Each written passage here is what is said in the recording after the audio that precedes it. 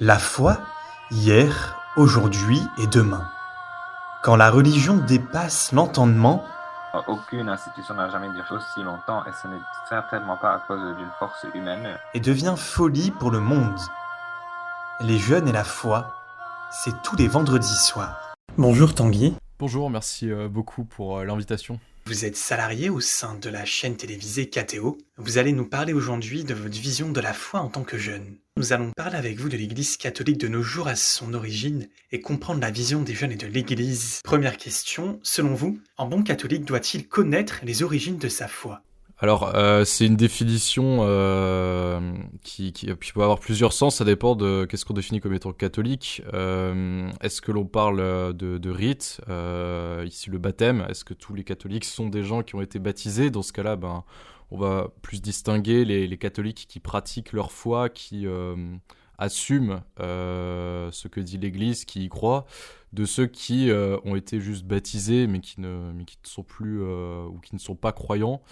Moi je pense que la distinction elle doit moins se faire au niveau du sacrement qui certes selon moi est indispensable pour être catholique, mais qui doit surtout se faire au niveau de la pratique religieuse, de l'implication, que ce soit dans une paroisse ou aujourd'hui ça se fait beaucoup surtout chez les jeunes catholiques, une implication dans une communauté religieuse, dans une fraternité.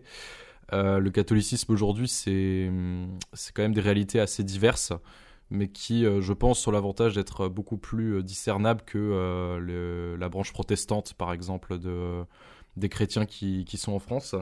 Être catholique, je pense que c'est déjà beaucoup plus facile à discerner, même si, comme je le disais, ça reste assez flou. Donc, être catholique, un mode de vie, des croyances, et comme chacun le sait, c'est des choses qui sont des frontières assez fragiles. Il y a peut-être des jours où on est plus catholique que d'autres, je pourrais dire. Donc voilà, ma définition du catholicisme, c'est ça, c'est quelque chose, c'est suivre les rites de l'Église, donc avoir régulièrement, participer régulièrement à recevoir des sacrements et avoir cette envie de suivre le Christ, être disciple du Christ. Si nous parlons d'évangélisation, nous pouvons prendre la figure de saint Paul de Tarse, qui est passé d'assassin contre le Christ à prêcheur des hommes. Quel trait de cette figure vous inspire ? Je pense que Paul est un personnage qui est très intéressant parce que sa grande conversion l'a énormément fait changer. Et en même temps, pas tellement. Si on voit les écrits de Paul de Tarse, on voit qu'il a gardé une attitude qui, à certains moments, peut être assez irritante, je pense, pour les personnes qui recevaient ses lettres. Quelqu'un de très complet, très franc. Et je pense que avant sa conversion, il devait avoir ce même caractère, mais dans l'autre sens. Et je trouve que ce qui est inspirant avec la figure de Paul, en nous parlant, en nous donnant une mission, nous demande pas de changer qui on est, mais de se servir de ce qu'on est pour avancer. Et qu'il y a toujours quelque chose de nouveau qui peut nous permettre de découvrir sur nous, mais qui ne va pas aller à l'encontre de ce qu'on est profondément. Je pense qu'être croyant, Paul le montre, ça permet de révéler plus qui on est, peut-être de changer complètement notre vie, sans changer complètement qui on est. Nous avons parlé de saint Paul, mais quels seraient les défis et les enjeux de l'Église actuelle ? Pour parler déjà du niveau français, je pense qu'un grand défi que l'Église a, j'aurais peut-être pas la prétention de donner tous les défis, mais un que moi je vois beaucoup, surtout dans mon travail, c'est celui déjà de la communication, de l'investissement sur Internet. Quand je parle de communication, je parle pas de formules ou de dire il faudrait juste fonder tel média qui soit mieux adapté à telle branche. Ça, je pense que c'est également des défis, mais c'est des défis qu'on a tout le temps eu, celui de dire comment on peut parler aux gens d'aujourd'hui. Je parle d'Internet plus précisément parce que ça a changé beaucoup de choses dans notre vie, beaucoup plus qu'on pense, notre manière de voir l'autorité, de voir la connaissance, la pensée, les relations sociales. Et je pense qu'il y a beaucoup plus de réflexion que l'on doit être capable de faire là-dessus, surtout dans notre pays, où énormément d'églises protestantes ont compris l'apport, je pense, de ce média, en tout cas, l'ont déjà un peu mieux compris que nous. Et je pense qu'il faudrait s'en inspirer pour mieux rentrer en contact avec les gens, avec leur réalité.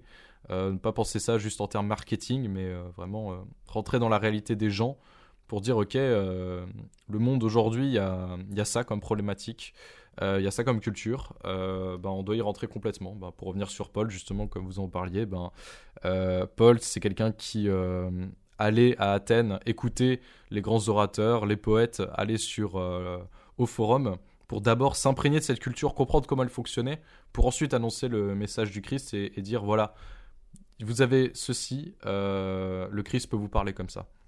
Donc en France, ce gros défi, je pense qu'il est culturel, c'est de finir cette transition, mais la déchristianisation, je pense, aide beaucoup à ça. Et d'une certaine manière, le confinement a aidé à amener beaucoup de numérique, à se poser les questions. Donc je pense qu'une fois le sujet saisi, le plus gros du travail est fait. À échelle internationale, je dirais, c'est avant tout de traduire cet œcuménisme qui en Europe est déjà plus avancé que dans d'autres territoires. Ne serait-ce que parce que de tout temps la religion ça a été un prétexte à des conflits géopolitiques. On le voit aujourd'hui en Ukraine par exemple, on le voit dans d'autres territoires dont on parle moins. Un gros défi par rapport aux évangéliques aussi, dont la croissance est assez incroyable. Pour faire de l'Église vraiment un corps uni qui avance, pour évangéliser ensemble et éviter qu'on se retrouve avec, je dirais, une espèce de colonisation évangélique, catholique, protestante, orthodoxe, avec des églises qui passent leur temps plus à s'influencer les unes les autres pour gagner du territoire sur l'autre qu'à vraiment continuer la mission du Christ. Si nous prenons la figure du père connu par son image de curé de campagne, quel est le sens du père pour vous aujourd'hui ? Déjà, je suis très attaché à la figure du célibat du prêtre. Je pense que beaucoup de catholiques le sont, même si je trouve ça bien qu'il y ait des prêtres mariés comme à l'église orthodoxe. Je trouverais que ce serait pas une idée mauvaise, un peu comme ce qu'il y a dans l'église maronite, mais qui ne remplacera pas la figure du prêtre célibataire qui s'est consacré à Dieu complètement et donc à sa paroisse, à l'église. Je pense que la figure de ce prêtre, c'est un peu un point d'appui, c'est un peu une ancre sur laquelle on peut reposer beaucoup de choses et qui permet, je pense, à la communauté de continuer à avancer, à évangéliser, à grandir en tant aussi que corps social. Le prêtre n'a pas toute la connaissance du monde, il n'a pas, selon moi, à tout décider, mais il est cette ancre à laquelle on doit se raccrocher pour avancer en tant que paroisse. Je pense que c'est un aspect très important. Alors évidemment, dans l'Église, c'est aussi lui qui administre les sacrements, et avoir une personne dévouée pour ceci dans une paroisse, c'est un aspect qu'il ne faut pas négliger autant sur le plan spirituel que sur le plan social. Puisque pour moi l'Église est autant spirituelle que sociale. Notre Dieu est un Dieu de relations, et les relations c'est le social, donc il ne faut pas sous-estimer cette figure-là pour le Père aujourd'hui. Je pourrais juste rajouter un aspect, c'est celui de former spirituellement également les jeunes. De ce point de vue, il ne faut pas sous-estimer le fait d'avoir quelqu'un qui puisse être dévoué également à ça, en plus de ce qu'apportent spirituellement les parents, évidemment. En parlant des relations, de la formation, des sacrements, quel est le sens de la messe pour vous ? Alors, le sens de la messe, c'est déjà, je pense, une réunion entre nous. La messe, c'est quand même assez incroyable quand on y réfléchit. C'est une réunion que plusieurs centaines de millions de personnes font chaque semaine sur des codes très similaires. La langue va changer, il y a quelques spécificités locales. Mais il y a un modèle qui est relativement le même, qui s'impose à aujourd'hui même plusieurs milliards de personnes.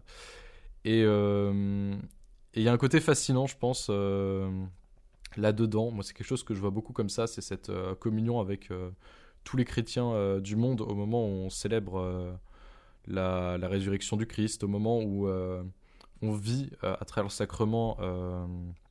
le sacrement de l'Eucharistie, ce don de Dieu fait pour nous, un don que l'on fait ensemble, pas tout seul dans son coin, que l'on doit faire en communauté et que l'on doit vivre en communauté. Alors un aspect qui, je pense, est d'ailleurs beaucoup érodé ces derniers temps. On a de moins en moins, j'ai l'impression, d'interactions sociales dans certaines paroisses à la sortie de la messe, avant également. Pour moi, ça doit être un pivot de la vie sociale de l'Église, qui ne l'est pas assez. Et évidemment, d'un point de vue personnel, même si je sais que j'ai toujours un peu plus de mal que d'autres, il y a cet aspect spirituel qui est très important, qui donne un nouveau souffle pour la semaine qui arrive, une semaine que l'on veut placer sous le signe de Dieu. Puisque le dimanche, chez nous, forcément, c'est pas le dernier, mais c'est considéré comme le premier jour de la semaine, donc en premier, on commence par Dieu, quoi. Vous nous parlez de nouveau souffle. Vous qui travaillez dans une boîte chrétienne, comment vivez-vous votre foi au sein de votre travail ? Je pense qu'il y a quand même un fond dans ce que je vis, où j'essaie vraiment de penser à ma foi assez souvent. Parce que c'est vrai que, contrairement à ce qu'on pourrait penser, en travaillant à KTO, justement, il y a ce côté où je me dis, je sais que je travaille pour l'œuvre, pour l'Église, mais dans le concret, le quotidien, je vais toujours penser à me dire, tiens, comment je vais tourner telle phrase, il faudrait que je cherche tel événement, il faut que j'appelle telle personne. Et du coup, tout l'aspect spirituel, je pense au quotidien, est laissé de côté pour des aspects vraiment très techniques, très intellectuels, très pratico-pratiques, même si je pense avoir quand même beaucoup de chance de bosser dans un environnement qui soit complètement en lien avec ma foi. Cette dimension spirituelle, je pense que je l'ai beaucoup plus à la fin de la journée, quand je regarde un petit peu ce que j'ai fait, quand je sors un peu de cette logique de travail. Et d'ailleurs, je pense que c'est pas un problème en soi, parce que je crois que c'est Thérèse de Lisieux qui disait travailler comme si tout dépendait de soi et prier comme si tout dépendait de Dieu. Et je pense que c'est de pour là qu'il faut avoir en tête en travaillant. Plus l'aspect intellectuel quand je travaille, mais qui gomme pas l'aspect spirituel à la sortie. Le Concile Vatican II a engendré une série de réformes au sein de l'Église. Réformes qui ne sont pas forcément très bien passées auprès de certains catholiques. Comment expliquer que ceux-ci revendiquent une messe plutôt traditionnaliste ? J'ai pas du tout grandi avec ces messes-là. Je sais que beaucoup y sont attachés. J'ai l'impression que c'est plus un phénomène culturel assez marqué et qui traduit une importance différente pour certains aspects de la messe. À la fois, je pense qu'il faut pas négliger le fait que si cette messe avait duré pendant plusieurs siècles sous cette forme, à l'époque depuis Paul VI, je pense que déjà c'est quelque chose à pas négliger, mais il faut pas non plus négliger pourquoi Vatican II a eu lieu et pourquoi on a fait ces changements à l'époque d'aujourd'hui. Le plus dur, c'est de pas s'enfermer dans le passé tout en gardant ce qu'on en a reçu. Cette fracture pour moi devrait pas avoir lieu parce que justement elle va confronter deux visions qui ne peuvent pas fonctionner, celle de tout rebattre les cartes et celle de ne rien changer absolument à tout prix. Ce qui est un schéma assez classique en fait, dans la plupart des cultures, sociétés, groupes sociaux. C'est toujours trouver la ligne de crête qui est difficile. Aujourd'hui, il y a beaucoup d'actualités en ce moment sur la place que doit avoir ce rite qu'on appelle rite extraordinaire. Énormément de questions se posent. Est-ce que on trouvera une réponse satisfaisante un jour ? Je ne sais pas. Je pense qu'il y a toujours à pousser dans un sens ou dans l'autre. Mais un effort, je pense, de compréhension doit être fait des deux côtés pour comprendre pourquoi à la fois les traditionalistes, dont je dois avouer ne pas du tout en être un, cherchent à garder cette messe-là. Et pourquoi est-ce que les autres qui sont plus dans la ligne Vatican II cherchent à imposer un autre système ? Je pense que s'il y a des mécontents, c'est qu'il y a encore des choses à améliorer, disons-nous. Comment vivre votre foi dans vos relations dans le monde d'aujourd'hui ? J'ai vécu Pâques tout seul confiné. Je dois avouer que rien que pour ça a été assez incroyable. C'était déjà un bouleversement en soi, ne vivre Pâques tout seul, jamais j'aurais pensé faire ça un jour. Je pense que c'est une fois que... Je sais que d'un point de vue personnel, moi, il y a eu deux phénomènes. C'est à la fois vouloir plus la vivre avec les gens, vouloir avoir cet aspect de groupe, me rappeler que la fraternité, c'est très important parce qu'on a besoin pour vivre sa foi d'être... dans l'église, donc avec un groupe de personnes, une assemblée, ecclésia, église. Et en même temps, peut-être que beaucoup comme moi ont eu un schéma aussi beaucoup plus intérieur, où à se retrouver seul, on devait beaucoup plus vivre sa foi au fond de soi, et travailler cette relation vraiment très personnelle. Je pense que ça a eu un effet bénéfique, ne serait-ce que parce que dans les moments plus durs, on se reconcentre beaucoup sur ce qui est important, et pour les croyants, du coup, ça peut être sur Dieu. Alors, je suis pas de là à dire que c'est bien qu'il se passe des malheurs, etc. Mais il faut reconnaître que des grands changements de société, il y a toujours des choses positives qui se passent. La plupart des grands bouleversements et avancées de nos sociétés sont issus de crises et qui ont été des difficultés pour beaucoup de gens. Je pense que les chrétiens ont beaucoup évolué dans cet aspect-là. Ou aussi notre foi est rendue beaucoup plus concrète, parce que pour parler de foi, c'est aussi foi dans nos institutions, foi dans les autres. C'est quelque chose qui a été mis beaucoup à mal durant ces 2 dernières années. Je pense que l'Église n'a pas été complètement écartée du processus, qu'elle suit du coup certaines évolutions de notre société. Quel visage pour l'Église à l'avenir ? Continuer à être ce qu'elle est. Et ce qu'elle est n'est jamais une histoire de culture, n'est jamais une histoire de personnes. L'Église, c'est la transmission du message du Christ. C'est l'ensemble des personnes qui suivent le Seigneur et qui le suivent de manière toujours plus différente les unes des autres à travers les âges. Donc j'irai continuer ceci, avoir en tête le temps long, parce que on est dans la continuité de personnes dont on ne peut pas comprendre la langue, les apôtres, dont on ne peut pas comprendre la culture, dont on ne peut pas comprendre les manières de penser, les relations entre eux. Et pourtant, on est leur héritier. Et après nous, il y aura des personnes qui nous comprendront pas et inversement, dont on ne pourra jamais comprendre leur manière de vivre ensemble, leur culture. Pourtant, le message du Christ, il subsiste à travers tout ça, à travers ces âges, à travers ces cultures différentes. Et en restant focalisé là-dessus, sur ce que le Christ veut nous donner, sur cet amour à donner aux autres. Une phrase de fin pour conclure ? L'Église a encore de beaux jours devant elle, ça je peux l'affirmer. Et j'espère que, avant tout, on arrivera à garder ça en tête pour la suite de l'aventure de la foi de l'Église. Merci pour vos propos, au revoir. Au revoir, bonne journée, encore merci de m'avoir reçu. Quand la religion dépasse l'entendement et devient folie pour le monde, les jeunes et la foi, c'est tous les vendredis soirs.